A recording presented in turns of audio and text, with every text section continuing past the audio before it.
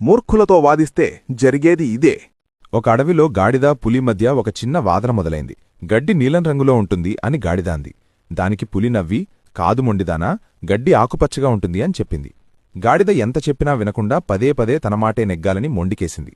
వాదన ముదరడంతో ఇద్దరూ అడవిరాజైన సింహం దగ్గరకు తీర్పు కోసం వెళ్లారు.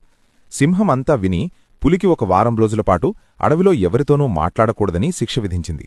పులి ఆశ్చర్యపోయి, రాజా, గడ్డి ఆకుపచ్చగానే ఉంటుంది కదా, మరి నాకెందుకు శిక్ష అని అడిగింది. అప్పుడు సింహం ఇలా చెప్పింది, గడ్డి ఆకుపచ్చగా ఉంటుందని అందరికీ తెలుసు. నీకు శిక్ష పడింది గడ్డి రంగు గురించి కాదు. ఒక తెలివైన పులివయ్యుండి ఏమాత్రం అర్థం చేసుకోలేని ముండి గాడిదతో వాదన పెట్టుకుని నీ సమయాన్ని మనశ్శాంతిని కోల్పోయినందుకు. మూర్ఖులతో గెలవాలనుకోవడం కంటే వాళ్లను వదిలేసి పక్కకు తప్పుకోవడమే నిజమైన విజయం. అప్పుడు పులికి తన తప్పు అర్థమైంది. నీతి: పంతానికి పోయే మూర్ఖులతో వాదన పెట్టుకుంటే మన ప్రశాంతత దూరమవుతుంది.